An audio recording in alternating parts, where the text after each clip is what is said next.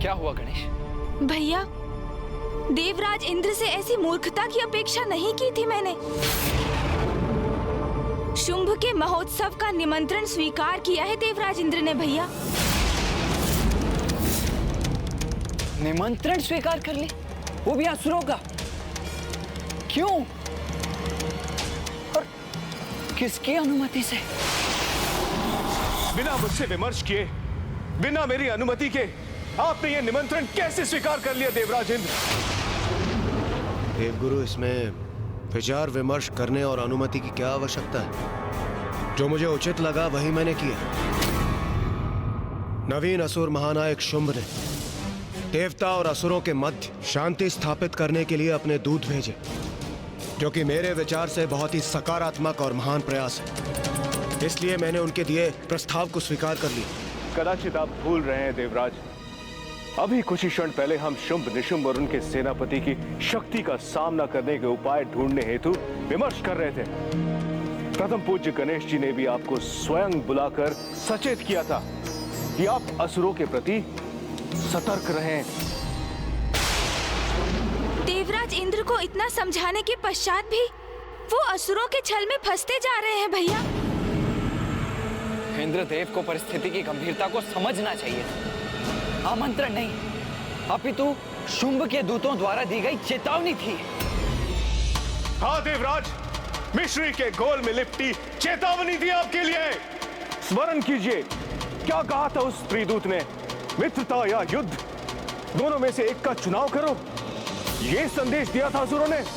देवगुरु, मैं आपका बहुत सम्मान करता हूं और आपके विचारों और सुझावों का आदर भी करता हूं, किंतु इस समय मैं आपके क्रोध का कारण समझने में असमर्थ हूं। जो देवताओं के हित में मुझे उचित लगा वही मैंने किया, और देवराज होते हुए यही मेरा दायित्व भी है। युद्ध टालना तो बुद्धिमानी है देवगुरु, और जब उन्होंने स्वयं मित्रता का प्रस्ताव भेजा है तो हम युद्ध छेड़कर संघर्ष की स्थिति क्यों उत्पन्न करें? मित्रता, और वो भी असुरों से? क्या देवराज को यह भी ज्ञात है कि असुर, जिनका स्वभाव ही छल और कपट है, वो कभी किसी के मित्र हो ही नहीं सकते? गणेश जी, कुमार कार्तिकेय जी, यदि इंद्रदेव इस उत्सव में गए तो इसका परिणाम अवश्य बुरा ही होगा। आप दोनों को जाकर देवराज इंद्र को समझाना चाहिए। ऋषिवर का सुझाव उचित है, किंतु कदाचित गणेश उसे स्वीकार नहीं करेगा। वो देवराज से अत्यंत निराश है। समझाने का ही प्रयास तो किया था मैंने। राजा को सुननी सभी की चाहिए, किंतु निर्णय वही लेना चाहिए जो उसे उचित लगे। नवीन असुर महानायक शुंभ के दूतों को दिए वचन को हम अवश्य निभाएंगे। इस महोत्सव में भाग लेने हम अवश्य जाएंगे।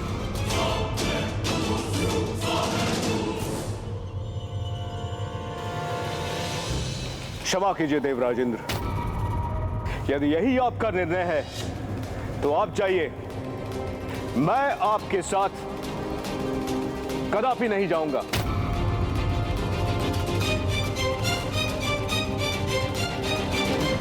ये बहुत बड़ा दुर्भाग्य है देवगुरु कि देवताओं और असुरों के मध्य प्रारंभ होने वाले इस मित्रता के नवीन अध्याय के पूर्व ही आप पीछे हट रहे हैं, किंतु मेरा निर्णय अटल है।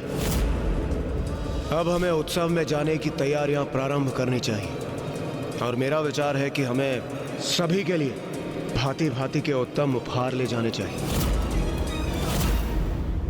नहीं ऋषिवर, हम इंद्रदेव को रोकने कदापि नहीं जाएंगे, क्योंकि एक सीमा के बाद किसी को कुछ भी समझाना व्यर्थ है।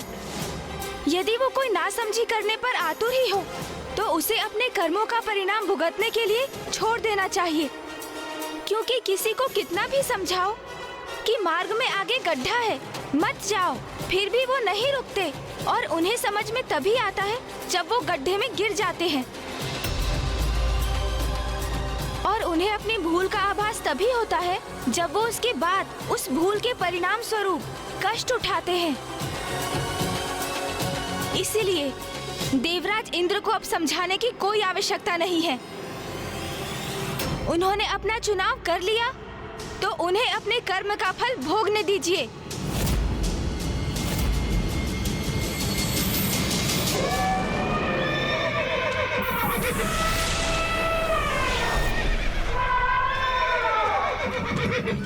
मैं स्वर्णलता हूँ। आपको ज्ञात होता भी तो कैसे देवराज? आप कभी पाताल आने का कष्ट ही नहीं करते। और मैं रजत लता। मैं तरंगिनी हूँ। और मैं कोमलांगी हूँ। इंद्रदेव, वो देखिए, वहां असुर राज शुंभ का राजभवन।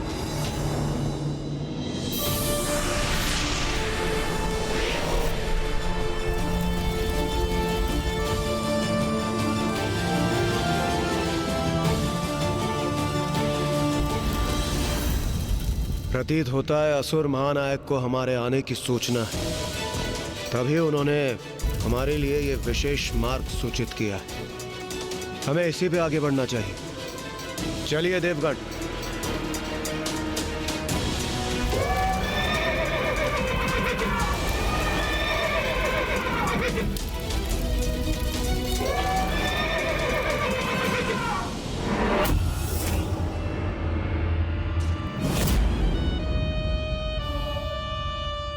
रानी स्वर्णलता,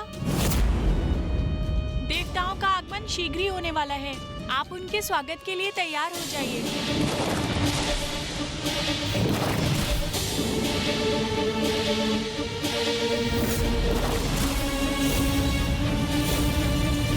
असुर महानायक को हमारा संदेश दे दो कि हम तैयार हैं। हम उन्हें कदापि निराश नहीं करेंगे।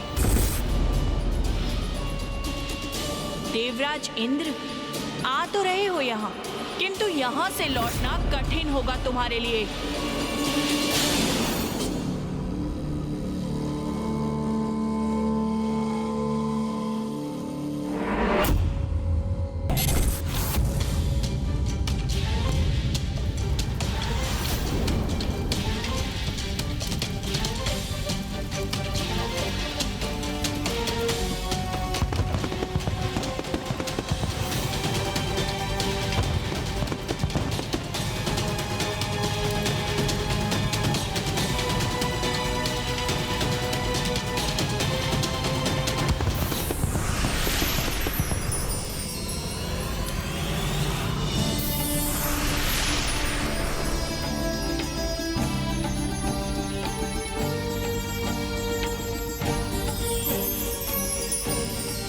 इंद्रदेव, जो इतने भव्य और सुंदर स्वागत की व्यवस्था करे, वो वास्तविकता में हमसे मित्रता ही चाहता होगा। सर्वथा उचित किया आपने ये निमंत्रण स्वीकार कर।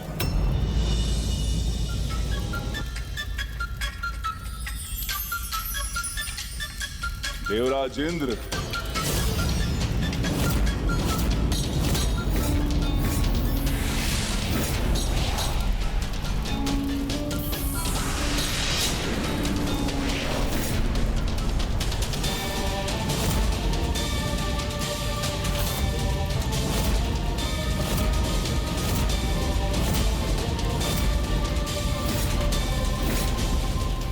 कदाचित यही असुर महानायक शुंभ है, किंतु ये हमारा स्वागत करता तो प्रतीत नहीं हो रहा। कहीं हमने यहाँ आकर कोई भूल तो नहीं करती?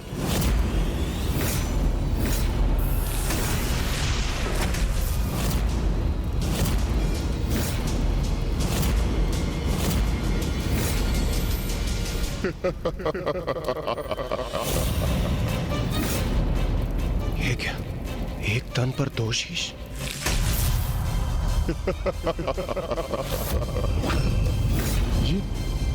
ये कैसा विचित्र दृश्य?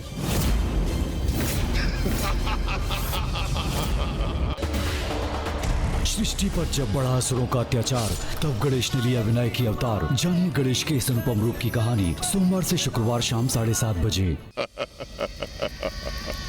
भयभीत हो गए देवराज इंद्र आप? ये हमारे भ्राता शुंभ है, असुर महानायक शुंभ। ये तो आपसे मित्रवत परिहास भर कर रहे हैं।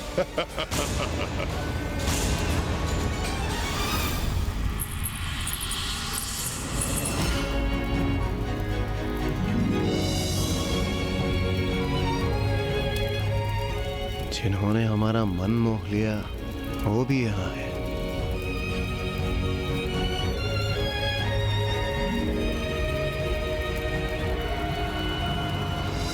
स्वागत है आपका इंद्रदेव, स्वागत है मित्र।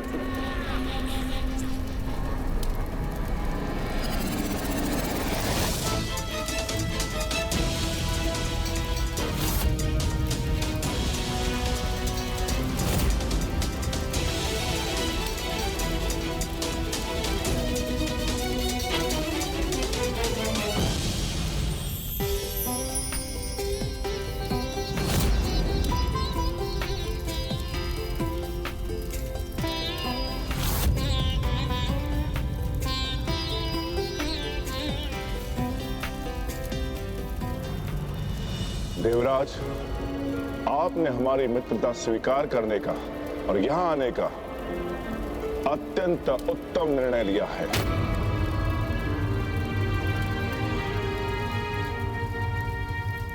आना तो था ही, आपका आमंत्रण भला हम अस्वीकार भी कैसे कर पाते। उत्तम निर्णय तो लिया, किंतु हमारे लिए देवराज, जिस सम्मोहन में हो तुम, जब तक उसका सत्य ज्ञात होगा तुम्हें बहुत विलंब हो चुका होगा देवराज इंद्र। हम देवता और असुर मिलकर एक नवीन अध्याय आरंभ करेंगे। बहुत हुई शत्रुता, अब हम मित्र बनेंगे।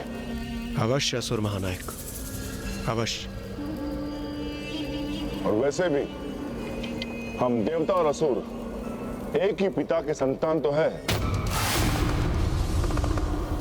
हम भ्राता है और भ्राता समान ही रहेंगे। आप उचित कह रहे हैं असुर महानायक, हम बिल्कुल भ्राताओं की तरह ही रहेंगे। आज से हमारा नारा होगा भ्राता भ्राता, देवता और असुर, भ्राता भ्राता, देवता और असुर, भ्राता भ्राता, देवता और असुर।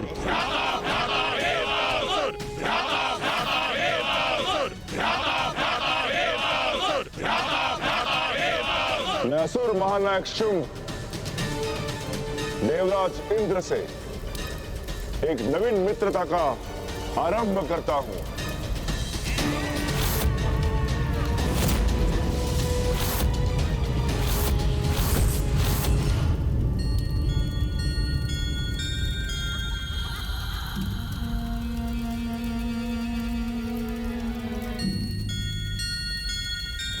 देवराज इंद्र को आपकी मित्रता स्वीकार है।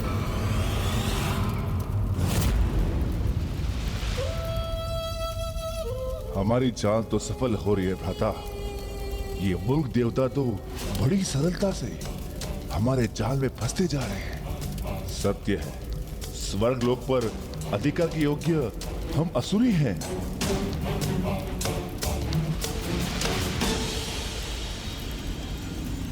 आइए,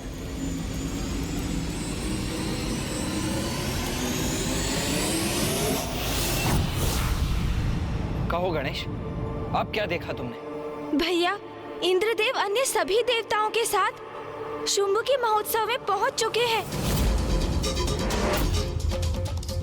शुंभ इंद्रदेव को अपने वक्ष से लगाकर उनसे देवता असुर भ्राता भ्राता के नारे लगवा रहा है।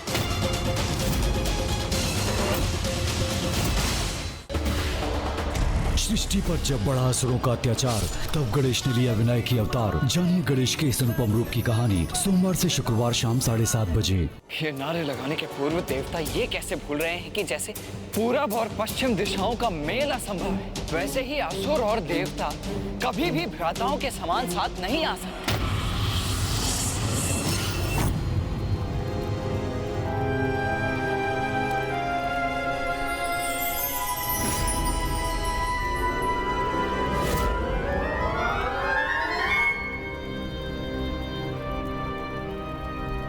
इंद्रदेव, क्या हुआ? रुक क्यों गए आप? कुछ नहीं सूर्यदेव, कुछ नहीं। चलिए आगे बढ़ते हैं। हाँ हाँ चलिए।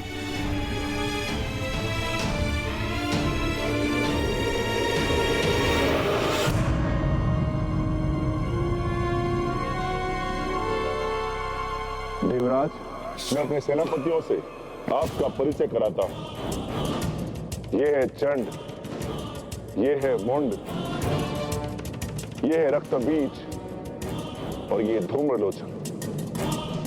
असुर महानायक शुंभ की राज्यसभा में आपका स्वागत है देवराजेंद्र और समस्त देवगण। और इनसे तो आप भली भांति परिचित होंगे ना?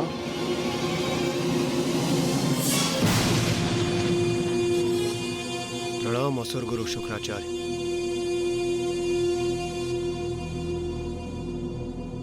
बस बहुत हुई औपचारिकता।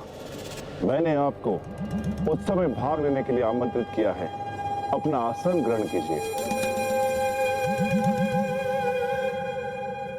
अरे वहां नहीं देवराजेंद्र, आप वहां नहीं। आप हमारे अति सम्माननीय, अति विशेष अतिथि हैं। उचित, मैं विशेष अतिथि हूं, इसलिए मुझे विशेष आसन ही ग्रहण करना चाहिए। आप वहां स्थान ग्रहण करें। आइए।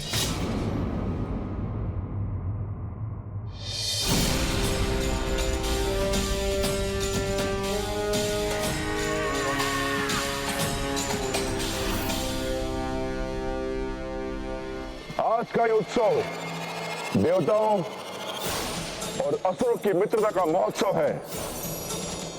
हमारे अतिथियों के आनंद में कोई कमी नहीं होनी चाहिए। उत्सव आरंभ हो।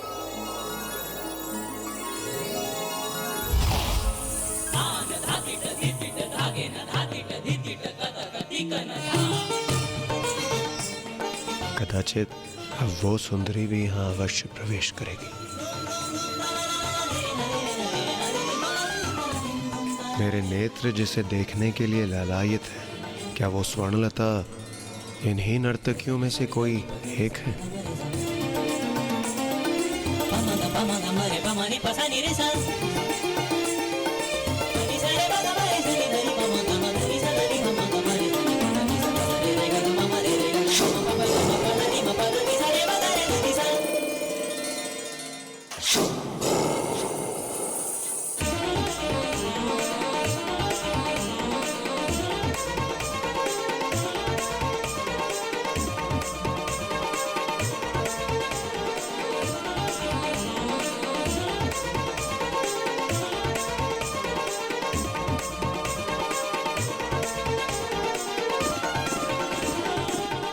स्वर्णता, तुम्हारी जितनी भी सराहना की जाए कम है।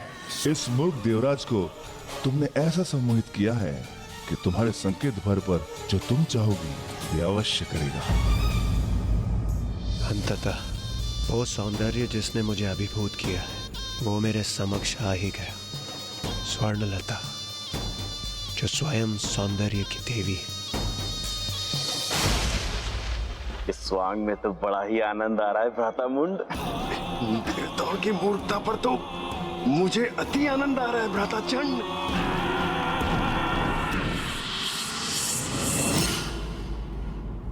लीजिए इंद्रदेव, हमारी मित्रता का आरंभ इस मधुर पेय के साथ मिलना चाहिए और यही उचित है। असुर महानायक शुंभ, हमारी मित्रता के लिए, संसार में शांति के माधुर्य के विस्तार के लिए, सृष्टि के आनंद के लिए मैं देवराज इंद्र और सभी देवता इस पेय का पान अवश्य करेंगे।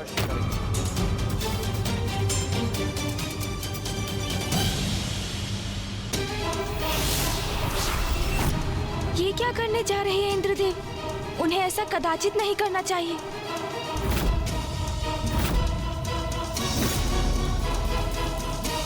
आहा, कितने स्वादिष्ट मिष्ठान हैं यहाँ।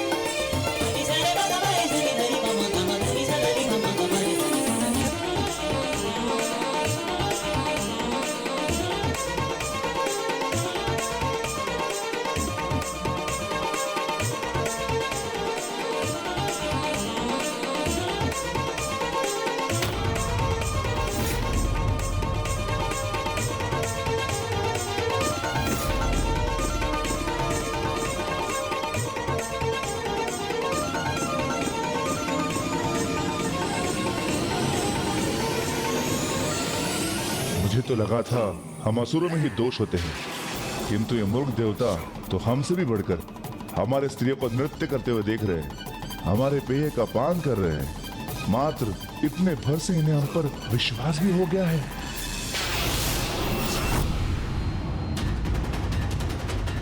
सत्यमेव जयते।